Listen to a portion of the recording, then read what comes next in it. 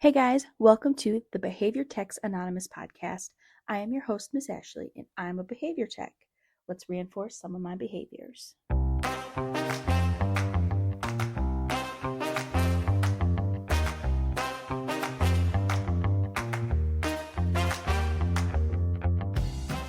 Hey everyone, thank you for coming to this meeting of Behavior Techs Anonymous. I am Miss Ashley, and today I'm going to be talking at you guys about being an RBT in an in-home setting, which is my least favorite setting. I hate doing in homework, and it's important, and blah blah blah blah blah. But I can't stand it. Okay, I feel like I need to get all of the bad out of the way before I can even focus on like any of the positives for it. I just don't like it at all. Number one, I don't like being in other people's homes. Like, okay, so at night when you like drive by and people have like their windows open and like the lights on and you can like kind of see, like I like that. Like I like getting like little glimpses. I don't like actually having to be in people's homes and like working in their homes. I feel like I am invading their space. I feel like I'm in the way. I don't like having like the family stare at me when I'm doing stuff. Um I don't like being in there when I'm hearing like domestic disputes. I just, oh gosh, I need to gather myself because I just get like so like thrown into a tizzy thinking about it because it just sucks. Breathe, Ashley. Okay. Sorry. Sorry, everyone. In home therapy can be, no. In home therapy is very important for the family when done correctly with a lot of like great support from your supervisor. There is no reason to fear in home therapy. I had a great supervisor. However, I've had some not so great families. Not all of them were bad. Uh, a lot of them were very welcoming. They were very kind. I've had some families that were not welcoming or kind, which was always confusing because you wanted me here. Why are you mad at me? Um, I've like talked to a couple people, and I specifically asked for like the horror stories because I feel like those are more fun to listen to. They're just juicier. And I feel like the horror stories are more like real life than the good ones, just anywhere ever. I feel like you can never really know something unless you know like the bad of it. So, this one RBT that I used to work with, she told me a story about how she went into somebody's home, and when she went in there, they told her that she needed to take off her shoes, which is fine. You know, that's a common rule for a lot of households. However, the family's home was not clean enough to walk in without some form of footwear, and they did not want any footwear. And she said that she could see like cockroaches, and there was like those glue mousetrap things just like full of like roaches and spiders and stuff in like the corners of the house, and she could like see it. She said it wasn't a hoarder situation, but it was definitely borderline hoarders. And I just can't. I just can't even imagine like walking into that. And I've heard other horror stories too of people like walking into people's homes, and it's just like a mess. But having a messy home is not the issue. The issue is how you treat the people coming into your home, whether it's clean or not. Um, it's just better to kind of have like a little bit of a heads up because also at the time it was during, was it during COVID? It was during COVID or right after like the big COVID explosion. And the BCBA hadn't been in there yet to like see everything and view everything. So they had no idea. So she had no idea what she was walking into. And then she walked into what she had, which is just not great. And another one another person told me about how like they were like in the house and they had to like call 911 because a domestic dispute started happening in the other room between two of the family members. And she said it was like really, really bad. She actually got really scared and she wanted to leave, but she didn't want to leave the client alone and she didn't know what to do. So she called 911. And then when the cops showed up, obviously, I don't know, maybe it's not obvious. If you've ever been in any kind of like experience like that where there is somebody who's really escalated and people are fighting and the police show up, a lot of the times what's happening is the person who was the most escalated and violent will calm down immediately and try to seem more rational to the police officers. Almost, it's to get the police on their side, but it's also just like very like stressful when you see it. But that's what she had to do. And when the family member realized that the police were there, the police came, they checked it out and stuff, and she was said that she was getting her stuff to go, and like as she was leaving, the family member who had, was talking to the police stopped and turned and was yelling at her and telling her that she didn't need to come back ever again, and how the lies that they told were like ruining the family's life or something. I don't know. But apparently they got reported for CPS, but she wasn't even the one that called, okay? It was this child's school that called. But that really doesn't matter because we just get blamed for everything anyway. Um, and I had a situation kind of similar of like that happened to me, not as extreme as hers, but and it happened like multiple times in different homes. And I feel like maybe that was just me, like the luck of the draw. I it was enough to like traumatize me to the point where I was like, I can't do in home anymore.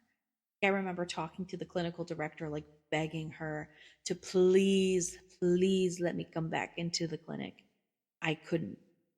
I could not. Because my in-home experience, um, I was in several homes during the pandemic.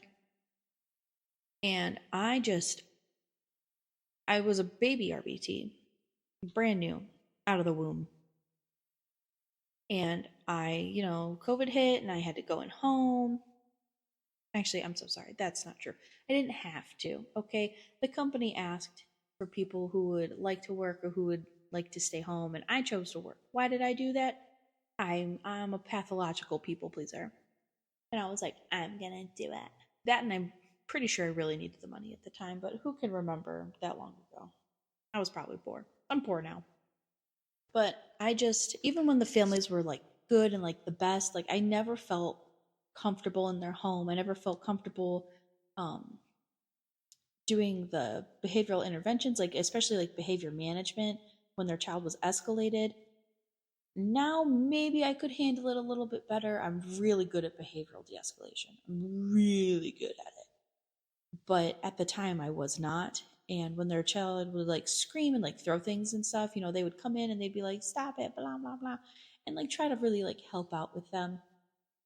It really overwhelmed me. I just was feeling like super embarrassed all the time. I didn't want them to see me like that.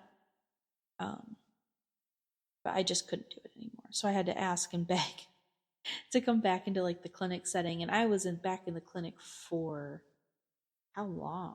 Maybe 4 months. And then I realized I was just burnt out altogether and I had to skedaddle on out of there. But anyway, so in home is different. Oh, you know what? One time when I was in home, my car's battery died. And I was like, oh no, because I was like actively trying to leave and my car was in their driveway. Um, and I was about like, what was it? It was like 10 minutes of me like trying to just like start my car so I could go because I was exhausted. And it wouldn't start, so I went and I knocked on the door. And as I knocked on the door, their garage door had opened and the mom had come out and she was like, you need to move your car, I need to go. And I was like, I can't, like, can you just like jump my car really quick, because like I can't, my car's battery died. And she was like, "No, I need to go. I'll help you push it out of the driveway." And I was like, "What?" And then obviously, like, I'm super awkward, so I didn't say anything. And she just like helped me put my car in neutral and like push it out of her driveway so she could back up and go around me. And I was just stuck there. And I really didn't know what to do because I would have normally just called my dad and been like, "Dad, you have to come help me." But I didn't want to get in trouble because like giving out like the address, or then I started overthinking it. And I was like, well, what if HIPAA gets upset that I gave an address adjacent to this one? What if this isn't good enough? What if blah blah blah blah blah? And then I called AAA, and the AAA told me that it was going to take them like forever to come out to me because of the location of where the house was, which was like out in the out in the far, far away land. Like it was like never ever land compared to where I live now. I was like, okay. And I was just sitting there. It was really awkward. I remember like the neighbors coming out and like looking at me, just sitting in like the street. I did end up eventually calling my dad. I had to ask one of their neighbors for permission because again, I'm awkward. I don't know why I didn't just do it. And then my dad had to come save me. It was a really nice family. And I was very confused. She must have just really wanted to leave that day. I don't know. I remember just feeling very sad. I was like, what do you mean? I was just in there getting beat up by your kid for 4 hours. You won't even jump the car? Like, come on, ma'am. It's not like it's a over $10 gift or anything. I can accept that. But I'm not really sure how common that story could be for other people. So you're like, oh man, I can't work in home. What if my car stopped? I'm sure that if you're in home and that happens, somebody's going to help you, or maybe you'll be closer to a major city so that AAA will come to you in a timely manner. But ah, she was not going to jump. She was not about to do that. I don't know. She had to go pick up them groceries probably, because again, it was during during the dark times. It was during the pandemic, so it's not like there was a lot of places for people to be going. All right. So at this point, I feel like I can feel the stares of the people who are very by the book with their responses on like giving ABA therapy in different settings. I can feel them saying like, well, now we get to see what the child is like in its natural environment. That's where it lives. That's where everything goes down. And it's like, I get it. I do get it. However, I don't care about that right now because I need to advocate for myself. And I understand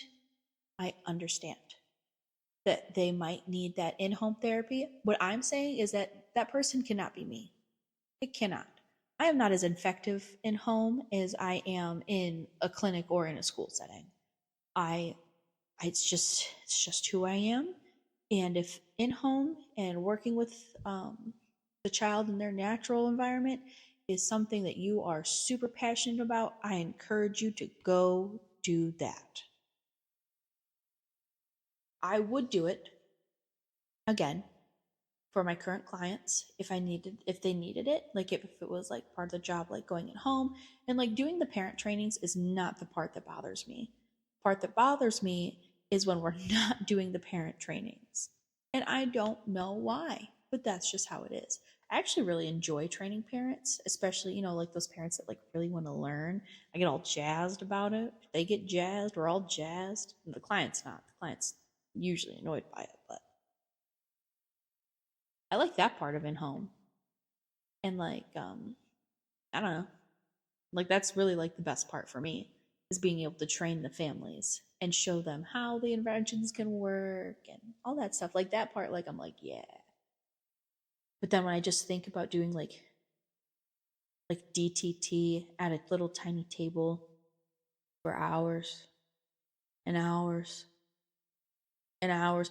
And like a lot of families don't really want you to like move about their house, which fair enough because I would not either. So then we're like confined to one room. And then what happens is the child's used to being able to walk freely around their home. So they're like, okay, bye. And they just want to run. They just want to elope away and like around their house, which fair enough because it's their house. Then if I'm not allowed to work in the other rooms, I have to like get them to go back into the room. then they run away, and then we have to go back, and then we run away, and then we go back because we're not allowed to work in the other rooms. I made that mistake like one time in this one home. The client did not want to be in the therapy space, and it was like in this like really cool like finished part of their house. I'm trying to be like as vague as possible, but it was really cool. It was all like decked out. There was a bunch of games down there. There was like an airsoft table and stuff. I'm sorry, not airsoft. Air hockey table. Airsoft would be horrific during an ABA session. It was really cool, and then they didn't care about that. They didn't care about how cool it was. They wanted to run out anyway. They wanted to go upstairs. They wanted to go outside. They wanted to go anywhere else but in that space. And I was getting so upset. And I remember being like, fine, whatever. If you want to be upstairs, we're going to do this upstairs. And while I was upstairs, the child's elder, one of their elders, like slammed his hands down on the table and was like, "You are not supposed to be up here." And I was like, "Oh, I'm so sorry. Little Billy just wanted to come upstairs. He didn't want to be in that room anymore." Just yada yada yada. And he was like, "I'm sorry. I'm sorry. What don't you understand? You are not supposed to be up here. We don't want you in this room." It was just the kitchen, by the way. Like we were at like the dining room table. And he was just so upset. And I was like, oh my goodness gracious. This man is about to lock me in a room somewhere. I genuinely believe that if I had been alone with that elder, that he would have locked me down in the room that they had us in. I don't know why. It's just a feeling. When you know, you know. And I know that he was very just mad that I was there. He did not understand, I think, what I was doing, and he heard the client crying a lot. But I think it would just like set him off. But I was like, "Sir, please stop yelling. I'm going to cry." I just did not have it in me to be fighting with these people. Let's face it, I never fought with them. I was always so scared because I was in their home. I didn't want to like make them uncomfortable in their own home, even though they were perfectly fine making me uncomfortable. Jerks. I'm trying to figure out which good one I want to tell now. Which one? Which one was a good one? Oh, I had this one family, and they were like a big like blended family. It was really beautiful to see, actually. It was really cute. I think about them a lot. Um, but like I would be there late. Like I think that I would leave at like 6 or 6:30 every day, which I guess doesn't sound like super late, but like that's really late for me. I'm pretty much tapped out at like 3:30. So I would leave like really late, and then they would always try to get me to like stay for dinner, and they were like, "Come on, join us, blah blah blah. You've been working really hard. Why don't you just come, just sit down and enjoy? Like, join us. It'll be really good. We've made all this food." I'm like, I really wish I could. It smells really good. I really want to, but like I cannot because I'm such a stupid rule follower. Why do I follow the rules? Anyway, and they were like, "Oh, please, please, please, please, we won't tell anybody. We do." And then they said, "We do this with the other techs that come in here. They stay. You can stay too." And I was like, "No." And they're like, "We won't tell anybody." And I was like, "You just told me you do it for everybody else. There's only 3 of us who come into this house. So you're talking about the other 2. No, thank you." They were great though. I really wish I stayed for dinner. Every time I think about them, I wish about all the times I could have stayed for dinner. It always smelled so good too. Ugh. I will say though, is that I've had more clients graduate from needing services from doing the in-home therapy than I had from like a clinic. And then like in a school, they don't necessarily graduate. It's a whole weird thing. But in home, I've had more success, I think. Um, and I do believe that is due to the natural environment that they are in. and they're more like comfortable and relaxed when they're learning. I just hate it in there. I just can't do it. I want to. I want to like it. I know that there's a lot of people who love it. Like, I know RBTs that will only do in home. Only in home.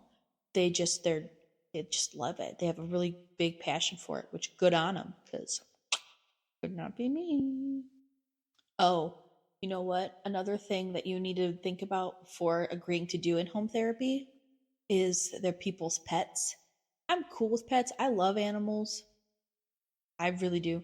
I had a coworker who absolutely hated dogs, and she went into one of the same homes that I was going into, and she came back out. And I remember she actually left early, and it was her first day there. So she just, was going in happy, bright eyed, bushy tailed. She's a very good RBT. And while she was there, the dog, the dog that they had, like, ran up to her. He's a real friendly boy. He's a good boy. But she was like not having it. She told me that he smelled, that there was hair all over him, and he just kept trying to like lick her and wouldn't leave her alone. And she said she just couldn't do it anymore, so she had to leave early, like on her first day there. And I was like, girl, it's just a dog. She was like, no, I hate it. I hate dogs. Nobody told me there was a dog in there. Somebody should have warned me. I was like, well, sorry, I really just didn't think about it. He's a good boy. I mean, he was fine. Like, did he try to like do anything to you? And she was like, no, he just wouldn't leave me alone. And I was like, yeah, well, he's a big old dog. Like, that's what he does. And then I had another one who I had this RBT friend who was like terrified of cats. And when the family's cat would come up to her, like just like totally obsessed with her, always try to like rub on her, she said that she would like try really hard not to like scream and run away, that she would just get up and like remove herself from the space, even if she was like on the other side of the room, like away from her client, and try to like, she said that she like would toss like pillows at the cat to try to like scare it. And she said that only worked like 60% of the time. The other 40%, the cat would like come closer to her and try to like love on her, and she was terrified the cat was gonna like eat her face or something. It's hilarious. I mean, I guess, sorry if you're also afraid of cats, but like, come on now. At least say that, at least say that you don't like dogs or you're afraid of cats. At least they didn't have like a scorpion or something. Scorpions are scary. And they can actually like stab ya, kill ya. Ooh, I went to one house one time and they had like a giant corn snake. It was huge. I was a big fan. I wanted to pick it up so bad. Ugh. Wanted to pick it up so bad. They also had hamsters. And I was like, why you got all these little hamsters and a corn snake? And they were like, oh, well, this is theirs. This is their siblings. And the corn snake is their uncles. And I was like, uh-huh. Uh-huh. Like, they're just really going to sit there and lie to me like they're not feeding the hamsters to this giant snake. Right. Um, Another thing to kind of keep in mind is that families do obviously have racial biases and just bias in general. So if you're ever in a home and you feel like you are being discriminated against, that was the word I was looking for, discriminated against, make sure you tell your BCBA and your supervisor all of that stuff. And I would suggest just not going back in. I know some RBTs, which I know I keep saying, I know a lot of RBTs. Anyway, I know some RBTs. One in particular had a really rough time in this home, and she didn't say anything, but she kept going back in. And then one day she had left in absolute tears, and they ended up calling in one of her coworkers to come in and take the next session. And I guess as soon as the coworker went in, she saw the rebel flag on their living room wall, and just like a lot of like a lot of racist stuff just like around the house. And she says she immediately like turned around and walked out. She was like, I'm not doing this. I'm not going to give therapy here. Their BCBA was not as understanding as the ones that I have had, and just really just like crapped on them for it. I remember that she like called them baby. She told them they needed to get over it and to grow up, and that this was part of their job. And if they couldn't see past something as simple as like a flag and a couple knickknacks, then maybe this job wasn't for them. And I know the one quit, but the other one did not, and just kept torturing herself with it. Once again, I'm going to be asking you guys to advocate for yourselves because that's weird and that's not okay. And regardless of what color your skin is or whatever skin color that they were just totally against, like that's not something that should be tolerated across the board, and it needed to be fixed. And the just supervisor just wasn't. And I don't want you guys to put yourselves in that situation. I wouldn't put myself in that kind of situation. And I would encourage everybody to just not do that. But then there's also like the flip side where I've had RBTs say that they don't like going into a home because of a certain family's like culture or beliefs. And I don't necessarily agree with that, because you're going into their home, that's their life, and it's not like their cultures and beliefs are going exactly like against you as a person, which I believe the rebel flag and the racist knickknacks do that. Like that's what they symbolize, just point blank. Um, but like religious items like crosses on the wall or menorahs being displayed or the Star of David, I mean that's their religion, that's who they are, that's part of their culture. And I remember being like very disappointed in somebody who I thought at the time was my friend, because they didn't want to go in this one family's household because they didn't like the smell of their cooking. And they didn't say it as like a joke, like they said it because they meant it. And luckily for that family, that RBT had suggested to switch to a different family. And that's perfectly acceptable, because I could never imagine thinking that and then saying it out loud for other people to hear and then thinking that it's fine. But I feel like this is like a whole other podcast. um but that's just stuff to kind of be mindful of in home, and kind of like understanding your place and your role, and trying to get the family to understand it. It can be a little bit of an uphill battle. But the very last thing I want to make sure you guys understand about working in home, and it's very important because this is like across the board, is no matter what home you go into, when you have to use the bathroom, you're going to have to use their bathroom. A stranger's bathroom in their house. It's just, that's a nightmare for me. That's like the worst thing, hands down, is having to use somebody else's bathroom in their house. Imagine something goes wrong, and then you're going to be the RBT who came in and like busted their bowl. You want to be a bowl buster? Maybe they call the plumber and the plumber's like, yeah, they busted your toilet bowl. It's gone. Like it's so the pipes are just destroyed. What if that happens to you? And then you have to go and you have to tell your supervisor what happened, and then the company has to pay for it. That's literally like went through my mind. I feel like a crazy person sometimes, but like for real, that's what I think about. I get so scared. But anyway, we're going to start closing out. If you want to know more about working in home or hearing about any other experiences of in home, you can go to the Behavior Techs Anonymous Instagram page. There's also the Facebook page, and you can also email me at hello@behaviortechsanon.com. That's HELLO at behaviortechsanon.com. Before we go, I'm going to read us our ethics code, the RBT ethics code of the day. And it's ethics code 1.8. RBTs do not harass or discriminate against others, examples, clients and coworkers.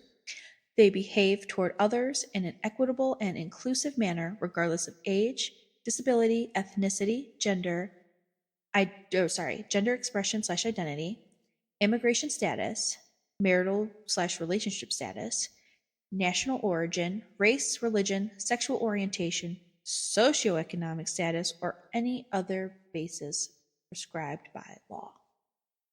Don't be out there discriminating. That ain't right.